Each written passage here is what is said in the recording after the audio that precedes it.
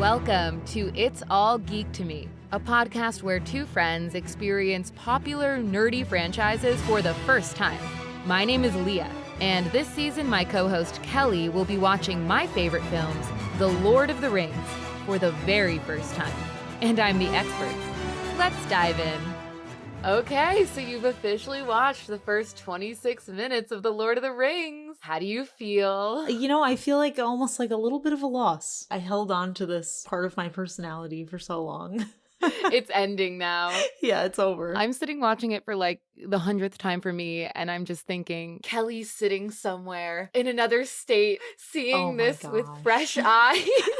It was very exciting for me. It's weird, but it does have a little bit of a feeling of nostalgia because it feels, I don't know, like it kind of reminded me of a lot of other big franchises watching for the first time. Like it almost felt like that even though I've never seen it before. You know what I mean? Absolutely. I would say the one franchise for you specifically that I think it would be similar to is A Court of Thorn and Roses. Even though that's only a book, but I think it has a lot of similar themes to A Court of Thorn and Roses, besides the fact that that is a romance. I already see a big romance between Bilbo and this ring, so...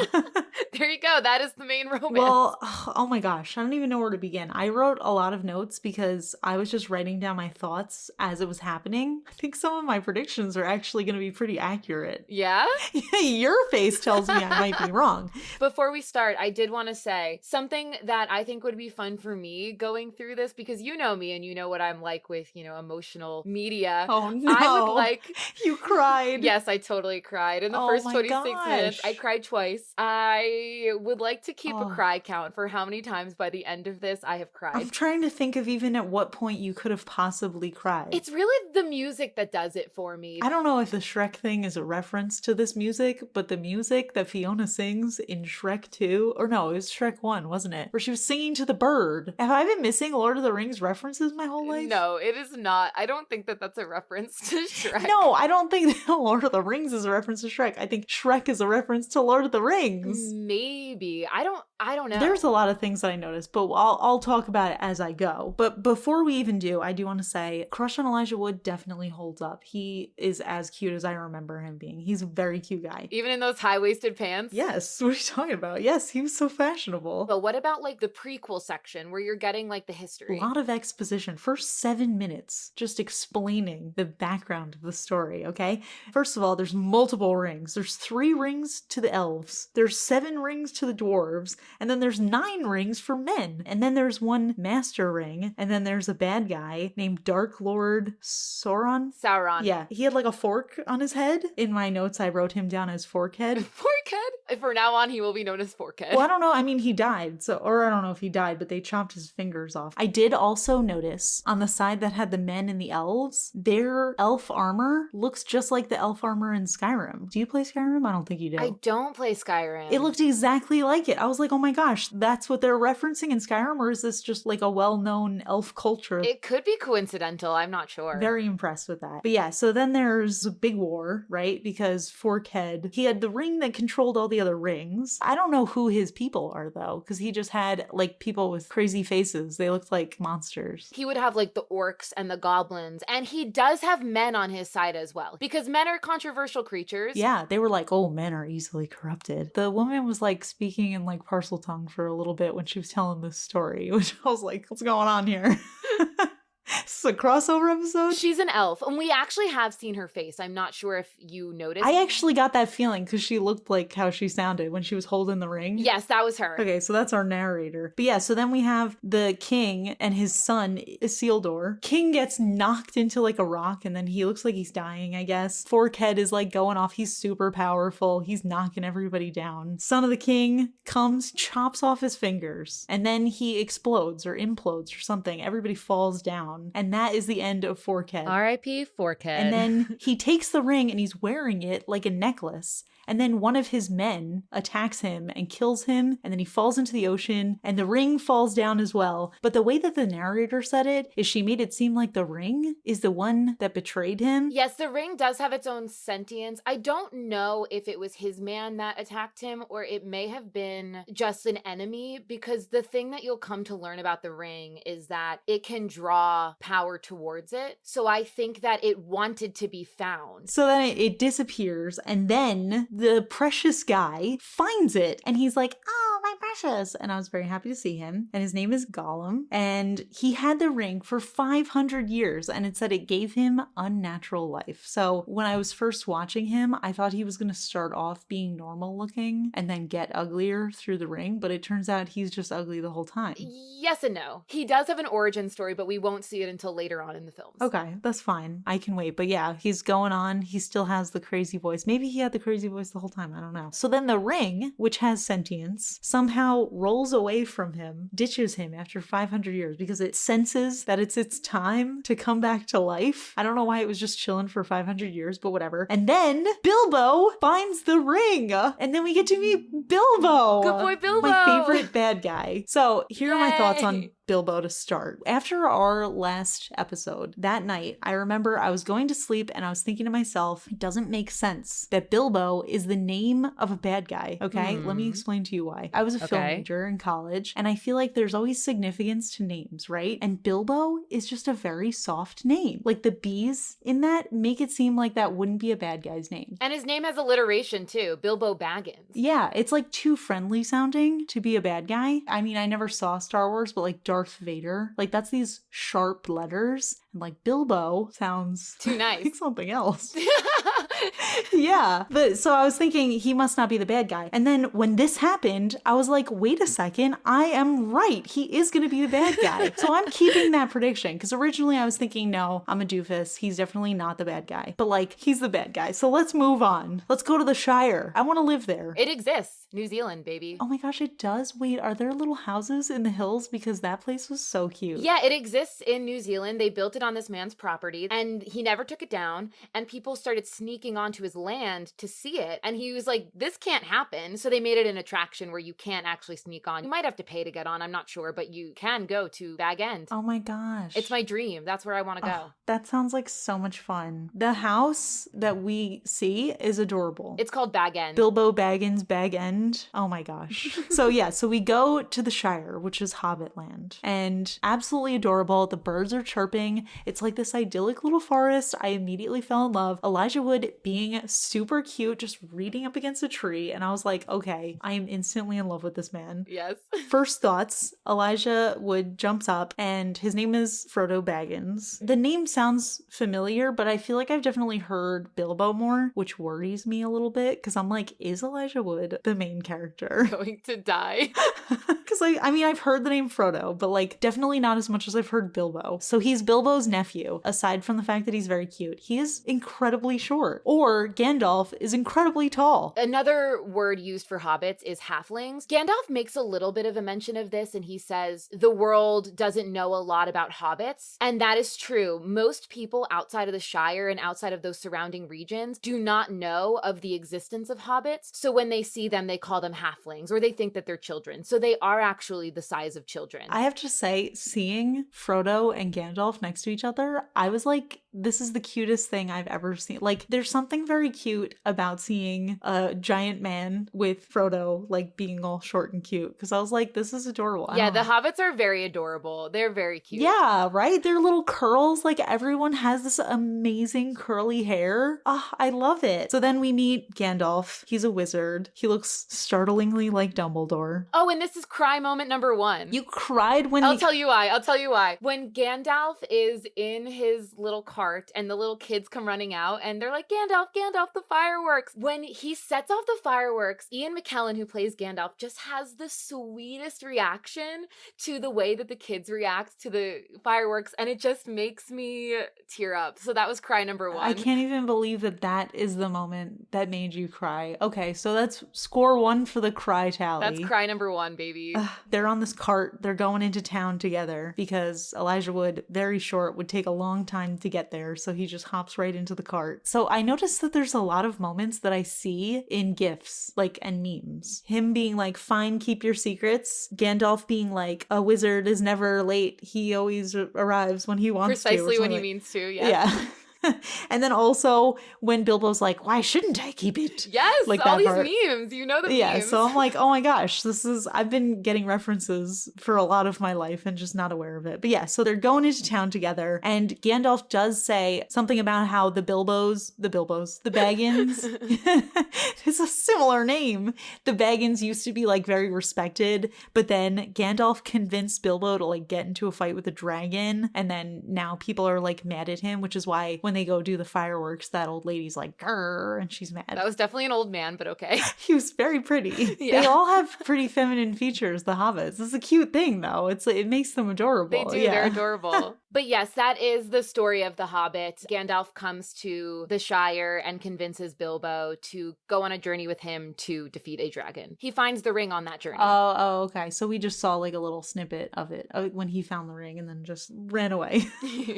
Okay, so then Elijah Wood pops off. He's like, all right, I'm out. And then Gandalf continues on his cart journey and he goes to Bilbo's house, and Bilbo's got like a no solicitors sign, which I didn't think would be significant, but they had like a whole shot for it. So I was like, okay, maybe that's just a sign of his personality. I don't know. He's sort of an outsider in his community now because he's the only one that's ever left. Oh, that makes sense, because I was like, he's really going on about this adventure. And like Frodo was saying, I want to hear all about what's going on in the outside world. And Gandalf's like, that's not very Hobbit-like of you. So that makes sense. Mm-hmm. So he goes to Bilbo's house, and Bilbo is 111 years old. It's his birthday. And I was immediately thinking, is this because of the ring? Because I remember the ring made Gollum live for 500 years. Mm-hmm. And then Gandalf is like, you haven't aged at all, which first of all, it definitely has. Second of all, I was like, oh, that's got to be a sign. It's the ring. It's the ring. Well, to be fair, Bilbo was 60 when he went on this original journey with Gandalf. Oh, so he was already So he old. looks, yeah, he looks 60. So yeah, and then I also wrote, holy shit, Gandalf is huge. Him bumping his head in the house.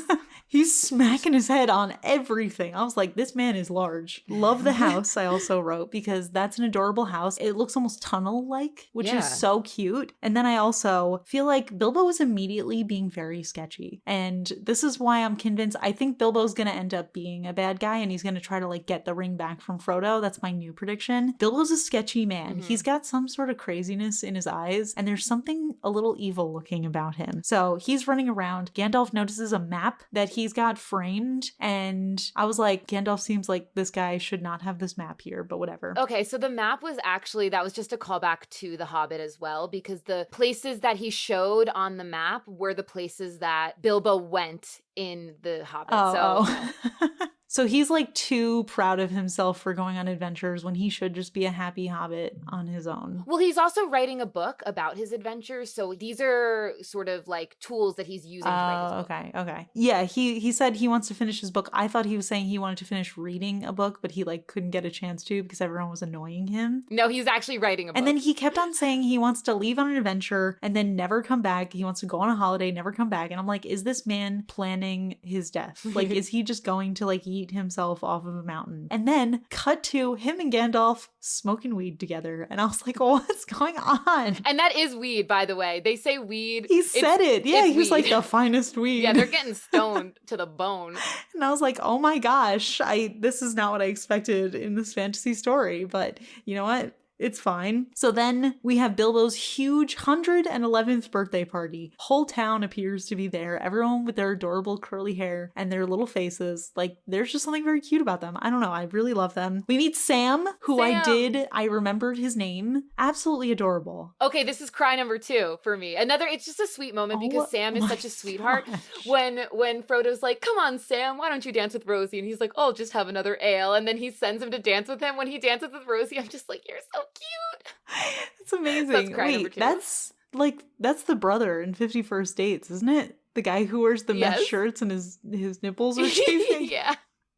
I was like, oh my gosh, he's so much cuter here. So that happens. Then there's these two troublesome hobbits. They steal a firework. They're absolute idiots. They light it in a tent. It's like a dragon firework because Gandalf is setting off fireworks to the kids, having a grand old time. Bilbo's telling stories about his adventure with the dragon. Then these two idiots light off this dragon-themed firework, and then everyone flips out. They see the dragon, they think it's real or something. Everyone's freaking out, except for Bilbo, weirdly enough, even though he's the only one, I assume, who has experience with dragons, so he's just like, whatever, I don't even care. And then it explodes into a firework, and then everyone's like, yay! Which, a little weird, but it's cute. It was cute, yeah, cute moment. Moving on, Bilbo gets up, he starts to have this speech. Everyone's enjoying it. And then he says this terrible joke that nobody finds funny, where he's like, I like half of you half as much as I half would have liked to, or something like that. And nobody laughs. Yeah, I don't know. It's like the weirdest. He gets super embarrassed, and then he's like, all right, I'm just gonna end my life here. Puts on the ring, goes invisible, and he's like, all right, guys, bye. You didn't laugh at my joke, so I'm out. And then he disappears, and everyone's like freaking out a little bit because they're like, where did he go? And then he runs back to his house. We see him being invisible because the ring grants him invisibility for some reason. Which is why Isildur was wearing it around his neck at the beginning of the film, because he can't wear it. Oh. But when Forkhead was wearing it, he wasn't invisible. But he was wearing gloves, so I don't know. That's a great question. I don't know why Sauron could wear the ring, but Sauron made the ring, so he could do whatever he wants with it. We'll just say that. Me, the expert, having no idea.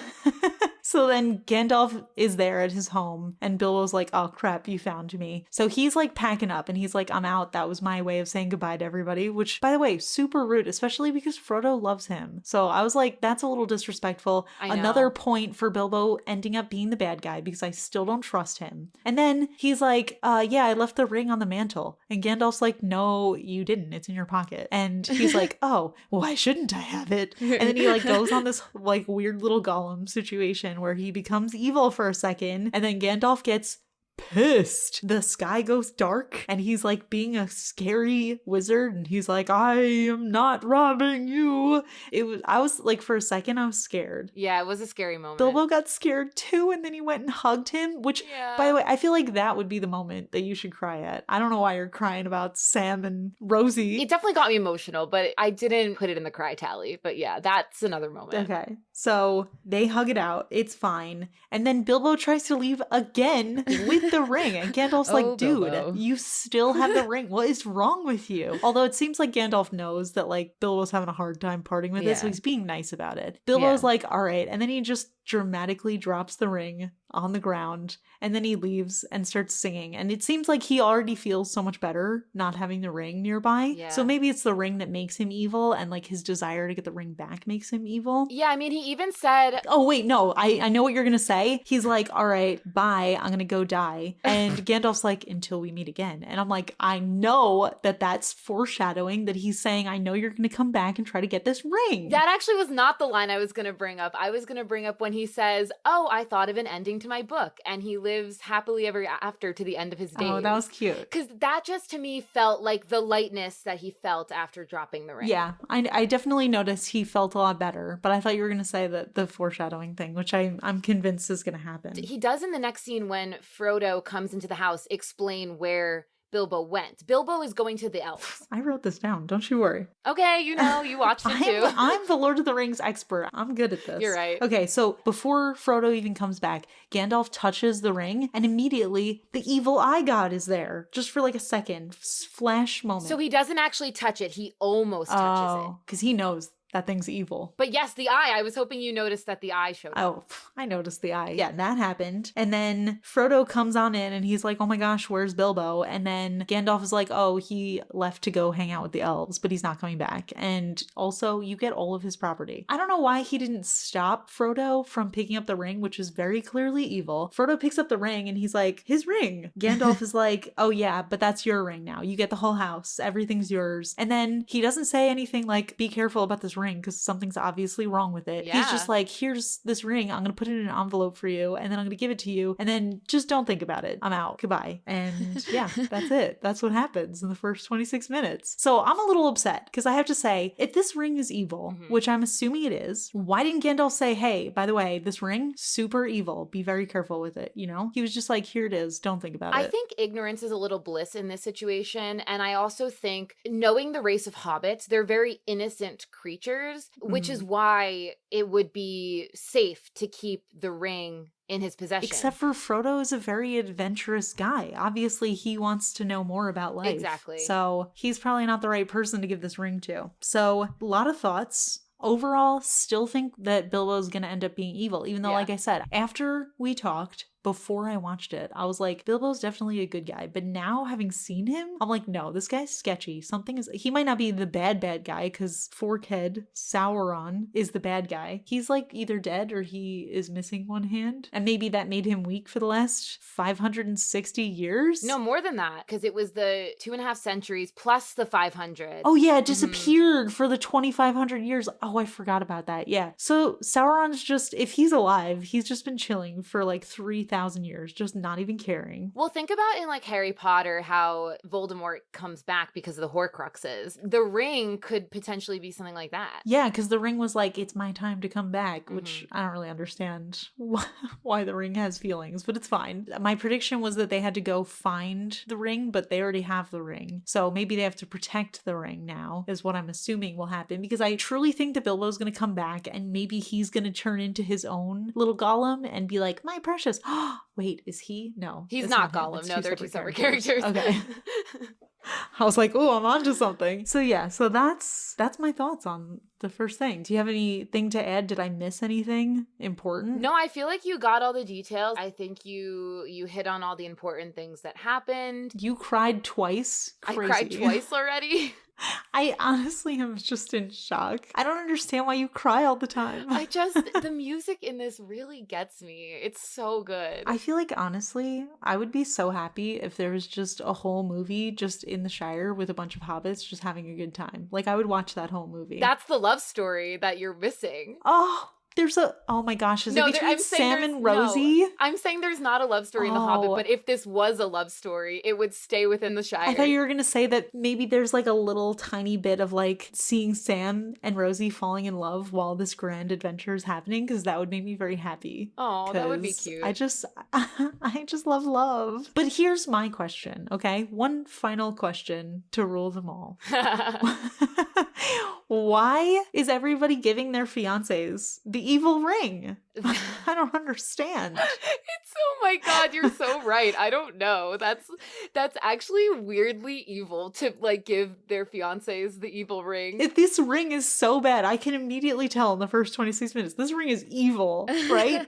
And everyone's like, will you marry me with this ring? I don't know. I mean, if anybody who's listening has a Lord of the Rings ring, please explain, or have your partner explain your reasoning, because to me, it just sounds like they want you to become a little bit evil. Someone's gonna have to explain this to us. So if anybody listening does have a Lord of the Rings wedding ring or any sort of Lord of the Rings tattoo with significance, you can hit us up at All Geek Podcast on Twitter and tell us your story. We would love to hear them. Yeah, explain yourself. I want to know. Are you evil? Maybe.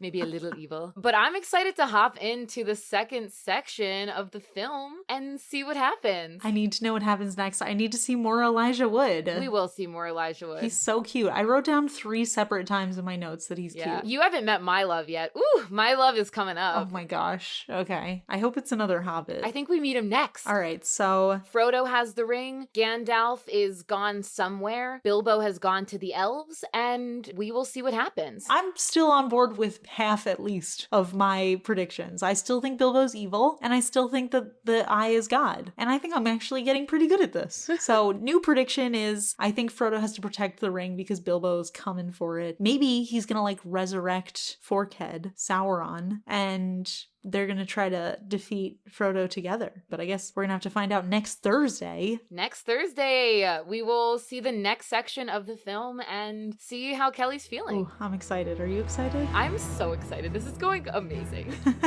All right, we'll see you all next time. You've been listening to the It's All Geek to Me podcast, hosted by Leah and Kelly. Make sure to hit subscribe in your favorite podcast player and give us a rating. You can also find us on Twitter at All Geek Podcast. New episodes drop every Thursday. See you next week.